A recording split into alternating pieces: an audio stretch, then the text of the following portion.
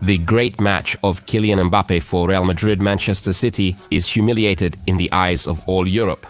Aston Villa gave the best match of the season against Liverpool, and Darwin Núñez turned out to be even more of a disgrace than the defeat of the citizens in the Champions League. Shocking game of Paris Saint-Germain. Prijania loaded 7 balls, the gates of Brest. The Champions League hasn't seen such a wildness for a long time, and Juventus couldn't offer anything to PSV and left the main football tournament. We're discussing this and more today. Friends, this is a dose of football and the top 10 hottest news to this hour. Friends, I remind you, our deal is still on. 5,000 thumbs up today. This is a guarantee that a new video will be released tomorrow, and we have something to talk about there. Well, I wish you a pleasant appetite and a pleasant viewing. Orda. Guler came to Real Madrid as a player with the potential to quickly become important for the main team. He was called the new Messi. Luka Modric saw his successor in him. Barcelona was also chasing Guler. Moreover, Laporta spoke about it publicly, but Guler still preferred Real Madrid, possibly because they painted the best prospects in front of him. Guler, a key player for the Turkish national team, led them at the Euro in Germany. It seemed like the guy had earned his chance, but this season he plays little and just warms the bench when he could help almost any La Liga team. In the end, as the publication writes, Turok feels as if he is invisible to Carlo Ancelotti. He doesn't understand why the coach treats him this way. Guler trains hard and doesn't complain, but the coach still ignores him. Orda is tired of such a situation. He understands that at his age, it's very important to get game practice. And if he continues to sit on the bench, he may never become the player he dreamed of. That's why Guler wants to leave Real. He asked the club management about it. It's unclear whether they will send him on loan or sell him forever. There is another option for selling Orda, but to write in the agreement with his new club a buyout option in case Orda blossoms in the new team. I think this outcome has the most chances. Thus, Madrid sent Nika Pasa into a coma and is now considering the summer return of the defender for 9 million euros. His arrival will intensify the competition in Merengov's defense, making it harder for Guler to get playing time. So yes, it's worth leaving. Endrick, the young Brazilian player, is dissatisfied with his lack of playing time at Real, having only appeared in one Spanish Cup match in February. Endrick should also consider going on loan, especially since the team has enough forwards. Ruben Amorim took over Manchester United only in November, but the coach could already be fired. Yes, the results in the Premier League are disappointing. Manchester United is not playing as a team. Amorim is trying, but his approach is not yet justifying itself. The coach insists that the problem is with the players, that United simply lacks quality, primarily intensity. And therefore, in the summer, the Red Devils must hit the market and stock up on durable and mobile footballers and get rid of the slow players who are not suitable for Amorim's football. According to the latest data, the results also speak against Amorim's relationship with the team. Part of the footballers' discontent was directed at the coach, and as it turned out, these were the same players. And who were the first to express doubts about success under Erik ten Hag in the dressing room? There appears to be turmoil in the Manchester United dressing room and issues with the team's management under Erik ten Hag. Feature his publication writes that some Mancunian bosses also lost faith in Amarima and Cucci. They're already seeking a replacement as a precaution. In short, Mauricio Pochettino and Zinedine Zidane have emerged as potential replacements for Lee. I remind you, he works for the United States of America national team, but apparently, MU thinks they can negotiate with the American Football Federation. Honestly speaking, I don't see much sense for United to appoint Pochettino, especially if the Devils are planning to fire Amarima. Pochettino takes a very long time to get going. He simply can't get the football going in a couple of days.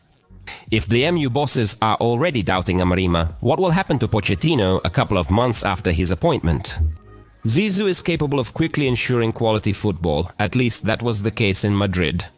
But it's very important for the Frenchman to find an approach to the players, and that's exactly why he doesn't want to go to the APL. In his opinion, he doesn't know English well enough. Anyway, it seems that if Zidane ever ends up in England, it will be in Manchester. But now he's sulking about his place in the French national team after Didier Deschamps left. I don't think Zizou would trade this job for any other. Jude Bellingham was disqualified for 2 matches for gross misconduct in the match against Osasuna. Despite Bellingham telling the referee to get lost, Rather than sending him off as previously reported, both were considered uncensored slander towards the referee. The referee committee's decision not to cancel the ban is logical. Despite Real's plan to appeal, success is unlikely. Following the match, referee Jose Munuera Montero faced difficulties as his family began receiving threats. The referee stated, "I have nephews who are being bullied, 9 brothers and sisters who are being insulted, a 90-year-old father who goes to mass. This is getting out of control. Before this, I received over 100,000 messages with threats, death threats, insults. My family suffers the most. My relatives are in a terrible state, very worried. I calmly endure this slander, but my parents do not deserve this." Secondly, the media attacked the referee in an attempt to hype up. The mural featuring Messi was not actually from Montero's house. Jose explained that Jacob's house is actually a tax haven apartment of another company, a share of which belongs to his partner.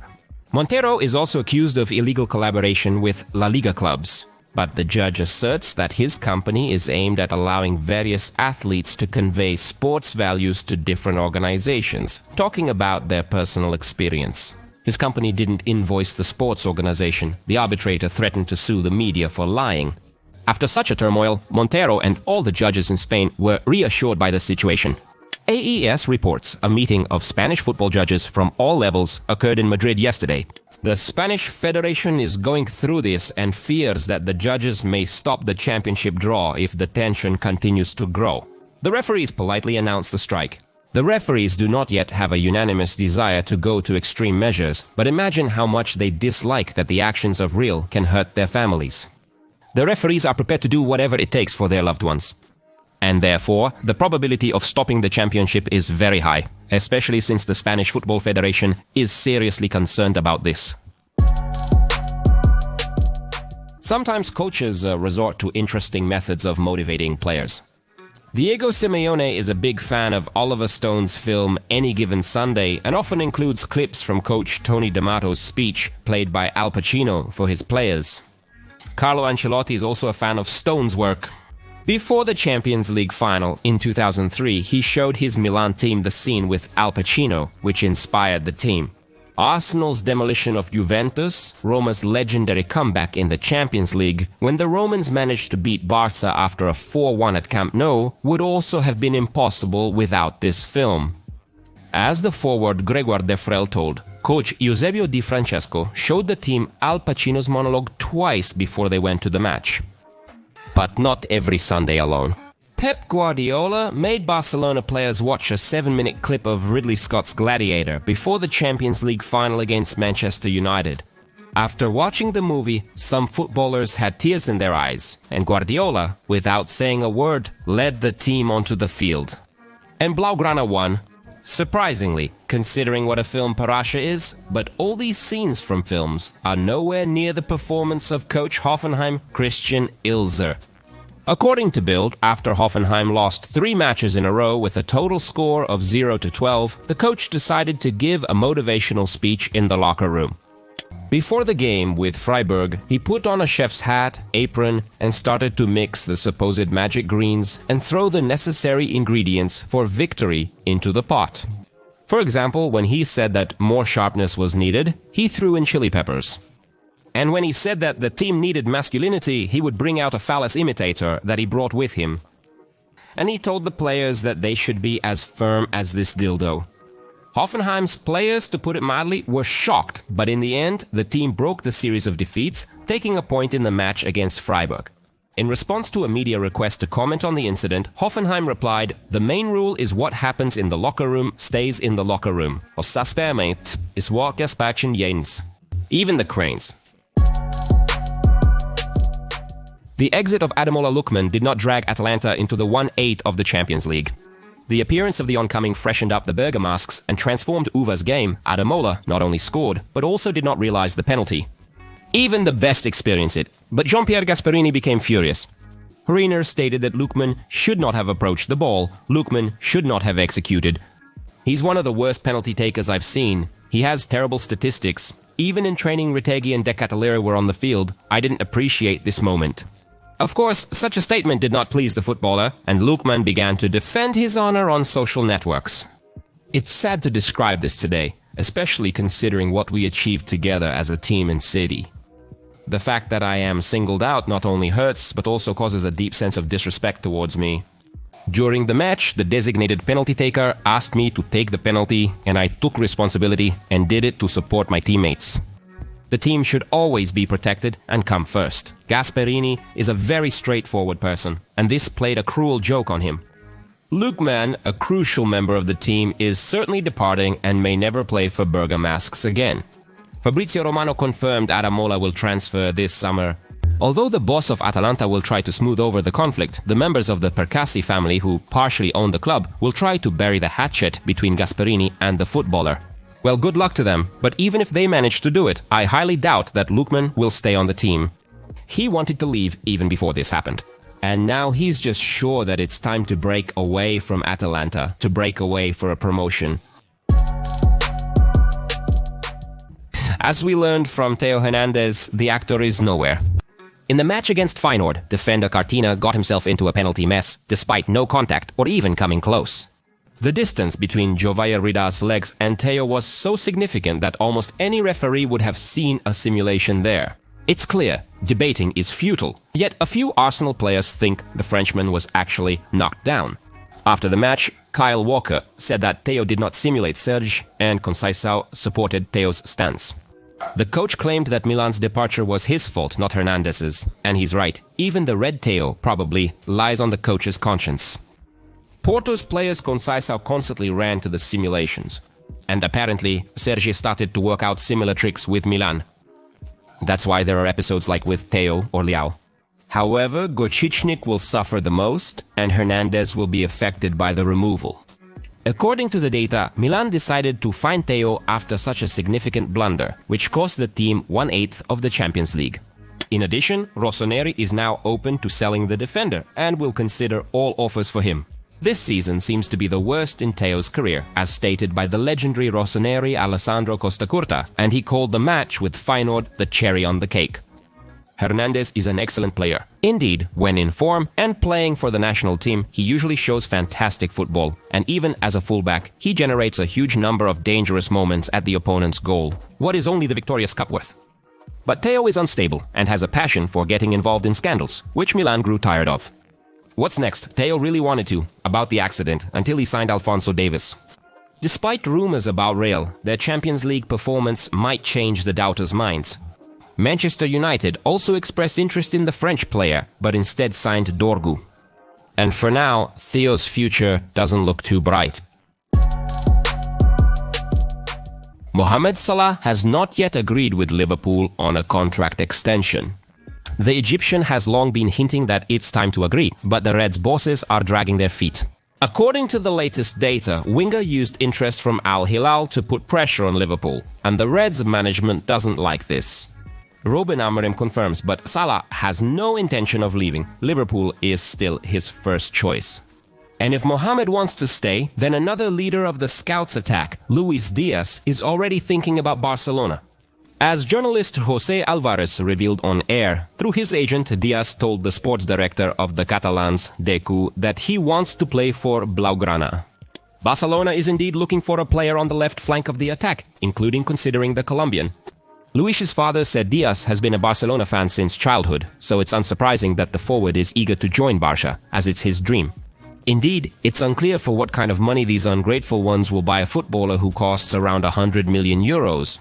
Liverpool faces the potential loss of both Diaz and Darwin Núñez. Although it threatens, it's absolutely not the word I would say it shines. No Liverpool. If very lucky, it will be left without Darwin Núñez. Considering the impact of the hurricane, Núñez did not arrive at the slot, even though he had some good matches. However, as the Football Insider writes, the leadership of the Merseysiders will only be happy to get rid of Núñez. They plan to offer him to Newcastle United as part of a deal for Alexander Isak. Isak is ripe for a move up, and it seems Núñez should try himself somewhere other than Liverpool. Isak is an ideal match for Liverpool's playing style and could seamlessly integrate into their team. Jumping ability, speed, technique and physique, readiness to work in pressing and high realization, unlike Núñez. By the way, before the transfer to Liverpool, Darwin also had a season with overperformance. Argentina's national team is growing a top-notch replacement. Lionel Messi knows that he will soon leave Albiceleste, but he does not want to abandon his home team to the whims of fate, and therefore he will provide the Argentinians with fresh recruits. He, so to speak, is personally involved in the matter. Thiago Schiro and Matteo Messi are training at the Inter Miami Academy and winning their first titles in their respective age categories. And no paternity test is needed, just look at how Matteo plays. A leisurely approach, scanning the space around, and then a sharp burst, bypassing several opponents with micro-ball control. A precise billiard shot into the far corner, reminiscent of something seen before. Or take a look at this goal by the guy, how smartly he passed the ball, and also count on Matteo, such a bank shot through himself. This is definitely not Messi's style. Antonella surely hasn't secretly met with Ibrahimovic. The younger Messis have incredible access to the sports world, starting from the facilities, ending with advice from real legends like Leo Suarez or Neymar. Then with the right effort, the boys will grow into top players, especially if they were able to inherit at least part of their father's talent. Neymar, the Brazilian footballer, was recently spotted in Inter Miami. However, despite rumors of a potential return to Barcelona, he surprised everyone by announcing his new club yesterday. It became the fury of the Kings League, Gerard Piqué. The Brazilian will become the president of the football media team. We will hope to pull Santos and, consequently, earn a transfer to Europe. This will not hinder him in any way. After all, the main problem of Neymar is that he can't focus on his career and wastes energy on many other things. As it turned out, Neymar played Counter-Strike for more than 11,000 hours. That's approximately 472 days, or 1 year and 3 months of continuous play.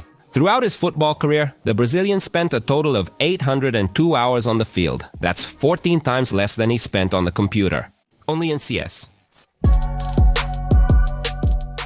Real Madrid eliminated Manchester City in a memorable match that will be remembered for a long time. The left stones turned over every stone from the mountains. It was very sad to watch City's defense. How poor Husanov has to defend against 2 players at once and let it slip between his legs. City was not just bad, it was horrifyingly bad. So much so that it seems like this is the worst match Manchester City has had in the entire period of decline. Yes, probably, even under Guardiola, Pep stated that the likelihood of City losing was 1%, but with such a game it was much lower. Gorozan didn't play yesterday.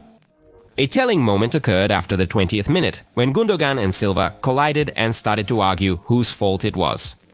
Just imagine what a disarray the Mancunians are in. Madrid didn't do much for this victory, but in what it did do, there was a royal shake. The Slovaks opened the score already on the 4th minute.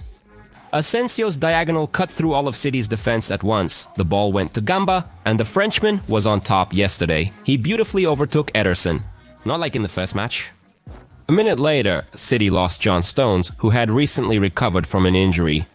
Injuries continued to plague the citizens. The Mancunians relied solely on the individual skill of their stars. Mbappe, Rodrigo Bellingham, and Vinicius all played in yesterday's game. By the break, Real had made the score 2-0. Kylian Mbappe sent Eshk Guardiola to the buffet in a rush, and without any problems, secured a double. Without knowing if Pep's locker room talk was effective, the match proved challenging. The opposition's fate was sealed. Mbappe secured a hat-trick, his first in the Champions League for Real Madrid, by the 61st minute. Just smashed it into the far corner because of the penalty. It was impossible to stop Kylian yesterday. Playing, he was taking out defenders and scoring almost all his moments.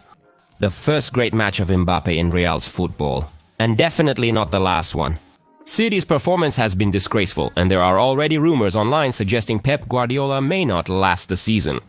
I don't believe in such nonsense, but real fans who are scandalizing Pep will fire you tomorrow since they disagree with me. Further at Real, Atletico or Bayern, we await the breathtaking spectacle. Well, a review of Man City's defeat and Mbappe's best match in Real Madrid can be watched on our TV. The link is in the description and in the pinned comment. Be sure to subscribe. Paris Saint-Germain decided that he is playing in the league and put Brest ahead with his feet. A 7-0 victory in the Champions League playoffs? Have you ever seen anything like this? Moreover, for Parisian, all the goals were scored by different players, including Kwicha Kvaratskhelia. Gurzin had a great match, and besides the goal, he also gave an assist.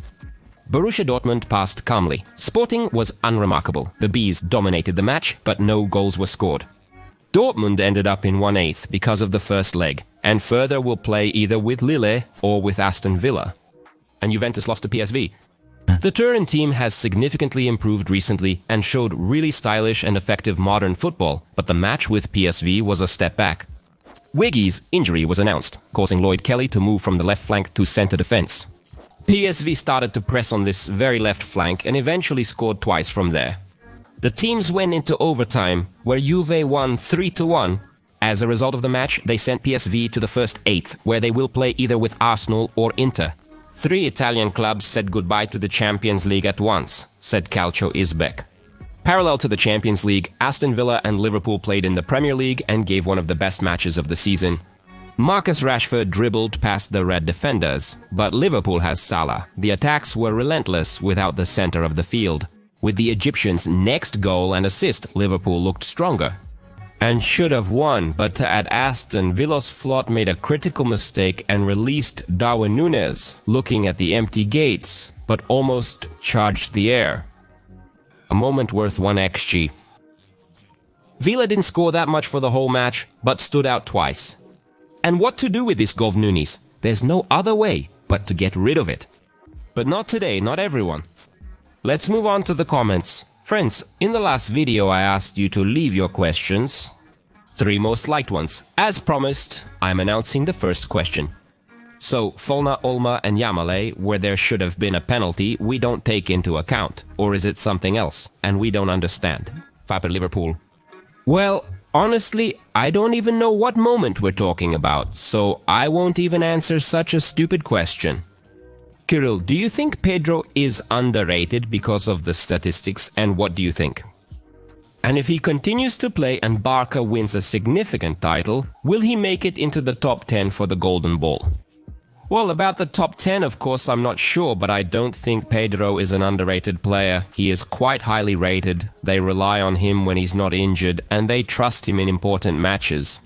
Therefore, I think if Pedro continues to play at the same level, maybe not this season, and even not the next one, but he will definitely be on the Ballon d'Or nomination list someday. So Real, if they go to League One, will start in the 4th, 5th division? I don't know. And now, for today, friends, let's try to ask questions again. This time, I won't just choose for likes, I will choose the most interesting ones, which can really be developed fully answered. So ask your good questions. Well, my name is Kirill Cast, and that was your daily dose of football. Peace to your house and to your hangar, friends.